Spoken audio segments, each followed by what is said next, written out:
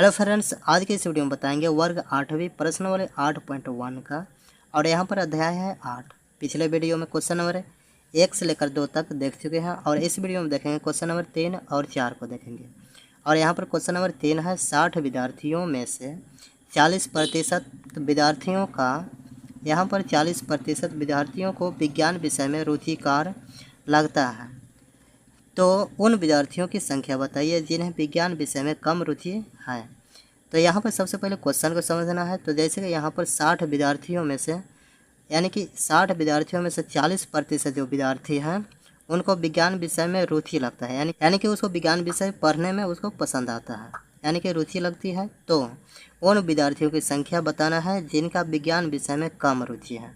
तो चलिए इसको कैसे सोल्व करते हैं। तो सबसे पहले यहाँ पर लिखेंगे, यहाँ पर टोटल अर्थात टोटल जो विद्यार्थी हैं वह है कितना 60। तो यहाँ पर लिखेंगे कुल विद्यार्थियों की संख्या। तो यहाँ पर लिखा सबसे पहले कुल विद्यार्थियों की जो संख्या है कितना है 60 है। तो यहाँ पर लिखेंगे कुल विद्यार्थियों की संख्या, यहाँ पर हो जाएगा क्या 60 हो जाएगा। तो यहाँ पर 40% जो विद्यार्थी हैं उनको क्या लग रहा है रुचिकार लगता है 60 विद्यार्थी में। तो यहाँ पर लिखेंगे विज्ञान विषय में रुचिकार। तो यहाँ पर लिखेंगे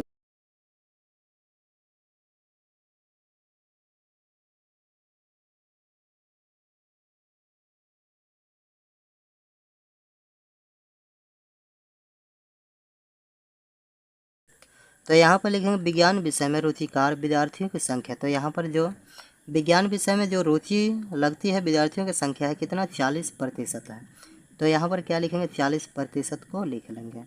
उसके बाद इसको 40% में है तो इसको क्या करेंगे संख्या में बदल लेंगे। तो यहाँ पर क्या लिखेंगे, तो यहाँ पर लिखेंगे 40 और यहाँ पर प्रतिशत के बदले बट्टा में क्या हो जाएगा 100 होगा।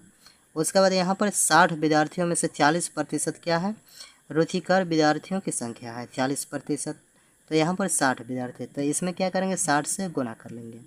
तो यहाँ पर क्या कर लेंगे 60 से गुना कर लेंगे। अब यहाँ पर यह शून्य से यह शून्य को काट लेंगे और यहाँ पर यह शून्य से यह शून्य कट जाएगा। उसके बाद यहाँ पर क्या बचा 4 और यहाँ पर 6। तो इसको गुना कर लेंगे, 4 और 6 को गुना करेंगे। यहाँ पर ऊपर ऊपर है यानी कि इसके नीचे कुछ नहीं तो 1 दे सकते हैं, तो नीचे नीचे गुना और यहाँ पर ऊपर ऊपर गुना करेंगे। तो 4 और 6 का गुना करेंगे तो कितना हो जाएगा 24 हो जाएगा। अब यहाँ पर 1 का गुना 1 में करेंगे तो 1 ही होगा, तो यहाँ पर नीचे में 1 नहीं लिखते हैं। तो यहाँ पर 24 यानी कि 24 जो विद्यार्थी हैं उसको विज्ञान विषय में क्या लग रहा है रुचि लगती है। अब यहाँ पर टोटल विद्यार्थियों की जो संख्या है वो कितना है 60 है। तो इसमें क्या करेंगे 60 विद्यार्थी में से 24 विद्यार्थी को माइनस कर लेंगे। तो ये जितना बचेगा वही क्या हो जाएगा कम रुचिकर वाले विद्यार्थियों की संख्या हो जाएगा। तो यहाँ पर लिखेंगे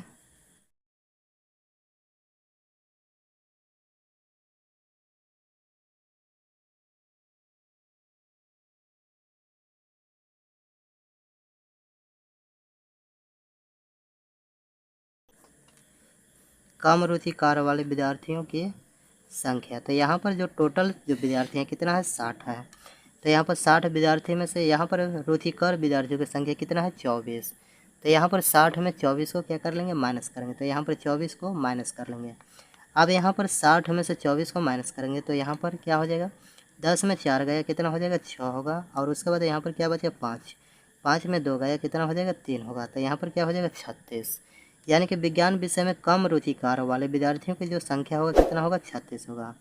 यही क्या हो जाएगा इसका आंसर हो जाएगा। और यहाँ पर रुचिकार वाले विद्यार्थियों की संख्या अगर पूछे तो कितना होगा 24 होगा। तो चलिए इस तरह से क्वेश्चन नंबर 3 को सोल्व करते हैं। अब देख लेते हैं क्वेश्चन नंबर 4 को। तो यहाँ पर क्वेश्चन नंबर 4 है किसी परीक्षा में उत्तीर्ण होने के लिए एक परीक्षार्थी को पूर्णांक के 33% अंक प्राप्त करने हैं। तो यहाँ पर क्वेश्चन को समझना है, किसी परीक्षा यानी कि कोई परीक्षा हो रही है और उस परीक्षा में किसी विद्यार्थी को उत्तीर्ण यानी कि उसको पास होने के लिए एक परीक्षार्थी को यानी कि एक छात्र को यानी कि परीक्षा देने वाले छात्र को यहाँ पर पूर्णांक के 33% अंक प्राप्त करना है। तो वह क्या होगा उस परीक्षा में उत्तीर्ण होगा अर्थात पास होगा। यानी कि पूर्णांक यानी कि जितना टोटल मार्क्स का जो परीक्षा हो रही है उसमें से 33% क्या होनी चाहिए अंक प्राप्त करने हैं। तो यहाँ पर उसे 225 अंक मिले जो कि 33% से 6 अंक कम थे। यानी कि उसका जो टोटल मार्क्स है जो उस परीक्षार्थी को अंक मिला है कितना 225 मिला है। उसके बाद 225 अंक मिला है, जो कि उसको 33% से 6 अंक क्या है कम है। तो इसमें वो लोग बताइए कि परीक्षा में पूर्णांक क्या था, यानी कि बताना है जो टोटल मार्क्स है वह कितना का हुआ है, यानी कि फुल मार्क्स कितना है, अर्थात कितना का टोटल मार्क्स का परीक्षा हुआ है। तो चलिए इसको बना लेते हैं। तो यहाँ पर सबसे पहले जो चीज़ मालूम न है उसको क्या कर लेंगे, मान लेंगे। तो यहाँ पर क्या लेंगे, माना कि, तो सबसे पहले लिखेंगे माना कि परीक्षा का पूर्णांक, यानी कि पूर्णांक निकालना है। तो यहाँ पर लिखेंगे माना कि परीक्षा का पूर्णांक। तो यहाँ पर लिखेंगे माना कि परीक्षा का पूर्णांक क्या हो जाएगा, x, यानी कि उसको x मान लेंगे। तो अब यहाँ पर क्या बोल रहा है, उसमें निकालना है क्या है, पूर्णांक निकालना है। तो यहाँ पर लिखेंगे प्रश्नानुसार। तो यहाँ पर लिखेंगे प्रश्नानुसार, यानी कि प्रश्नानुसार इस तरह लिखेंगे, यानी कि प्रश्न के अनुसार इसको सॉल्व करना है। तो चलिए प्रश्न में यहाँ पर बोल रहा है इसको पूर्णांक क्या मान लिया गया है, x। तो यहाँ पर क्या लिखेंगे, x का उसमें जो पास करना है, यानी कि उसमें परीक्षा में उत्तीर्ण होना है कितना, 33%। तो x का यहाँ पर लिखेंगे 33%। उसके बाद 33% में उसका जो अंक कम है, 6 अंक कम है, तो इसमें -6 कर लेंगे। और उसको प्राप्त जो हुआ है कितना हुआ है, 225। तो ये यानी कि उसको टोटल मार्क्स जो उसको मिली है वो मिला है कितना, 225 मिला है। तो यहाँ पर बराबर देकर 225 को लिख लेंगे,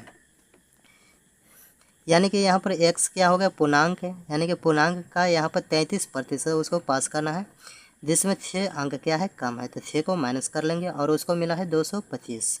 अब यहाँ पर इसको सोल्व करेंगे तो यहाँ पर लिखेंगे x का उसके बाद यहाँ पर 33% है, तो यहाँ पर क्या लिखेंगे 33 और प्रतिशत हटाएंगे तो बट्टा में क्या हो जाएगा, 100 हो जाएगा। उसके बाद यहाँ पर -6 है, तो इसको बराबर के उस तरफ लेकर जाएंगे। तो यहाँ पर माइनस है, जब बराबर के उस तरफ लेकर जाएंगे तो क्या हो जाएगा, प्लस हो जाएगा। तो यहाँ पर लिखेंगे 225, माइनस है तो प्लस लिखेंगे, यहाँ पर प्लस के 6 हो जाएगा। अब यहाँ पर लिखेंगे या x का, तो यहाँ पर लिखेंगे x, और का मतलब क्या होता है, गुना होता है। तो यहाँ पर गुना कर लेंगे और यहाँ पर 33/100 लिखेंगे। तो यहाँ पर क्या हो जाएगा 33, तो यहाँ पर लिखेंगे 33/100। अब यहाँ पर 225 में 6 को ऐड करेंगे तो यहाँ पर हो जाएगा 231 होगा। अब यहाँ पर ध्यान देने वाली बात है, x और यहाँ पर क्या है, गुना है। 33 बटा कितना हो जाएगा, 100। तो यहाँ पर 33/100 जो है x का क्या है, गुणांक है, अर्थात गुना में है। तो यहाँ पर 33/100 को बराबर के उस तरफ लेकर जाएंगे। तो जब यह गुना है तो बराबर के उस तरफ लेकर जाएंगे तो क्या हो जाएगा, भागा हो जाएगा। तो यहाँ पर लिखेंगे x, और यहाँ पर 231 है, तो यहाँ पर लिखेंगे क्या, सबसे पहले 231 को लिख लेंगे।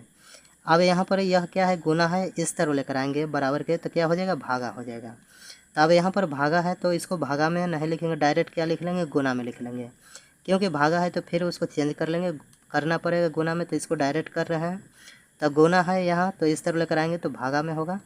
तो जब गुना में चेंज करेंगे तो संख्या क्या होगा, पलटेगा, यानी कि नीचे का संख्या ऊपर चला जाएगा और ऊपर का संख्या नीचे आएगा। तो यहाँ पर गुना में लिख लेंगे क्या, यहाँ पर 100 चला जाएगा क्या ऊपर, तो यहाँ पर लिखेंगे 100 और बटा में क्या हो जाएगा, 33 हो जाएगा। इस प्रकार से हो जाएगा। अब यहाँ पर इसको काटेंगे, तो यहाँ पर 11 से काटेंगे तो 11 तो ये कितना हो जाएगा, 33।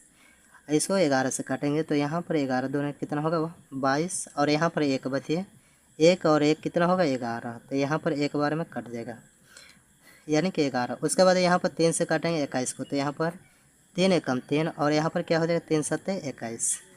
अब यहाँ पर क्या हो गया, 7, और यहाँ पर क्या बचा है, 100। तो 7 का गुना करेंगे 100 में, तो यहाँ पर नीचे में कुछ नहीं, तो समझने के लिए 1 लिख सकते हैं।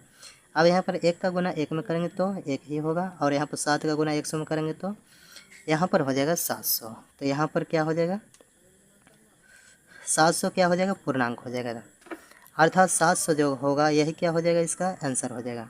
तो यहाँ पर लिखेंगे परीक्षा का पूर्णांक, परीक्षा का पूर्णांक जो होगा, परीक्षा का पूर्णांक कितना हो जाएगा, 700। तो यही क्या हो जाएगा, इसका आंसर होगा। यानी कि क्वेश्चन में पूछा था यहाँ पर बताइए परीक्षा में पूर्णांक क्या था, तो परीक्षा में पूर्णांक जो था कितना था, 700 था। अब यहाँ पर 700 में यहाँ पर प्रतिशत निकाल लेंगे, तो यहाँ पर 32 दशमलव कुछ ऐसे निकलेगा, तो इसको निकाल सकते हैं। तो चलिए इस तरह से बनाते हैं क्वेश्चन नंबर 3 और 4। उम्मीद करता हूँ आप लोगों को यह क्वेश्चन समझ में आया होगा। अगर वीडियो पसंद आया तो वीडियो करेगा लाइक, चैनल पर नया हो तो चैनल को सब्सक्राइब करिएगा। मिलते हैं नेक्स्ट वीडियो में, तब तक के लिए जय हिंद।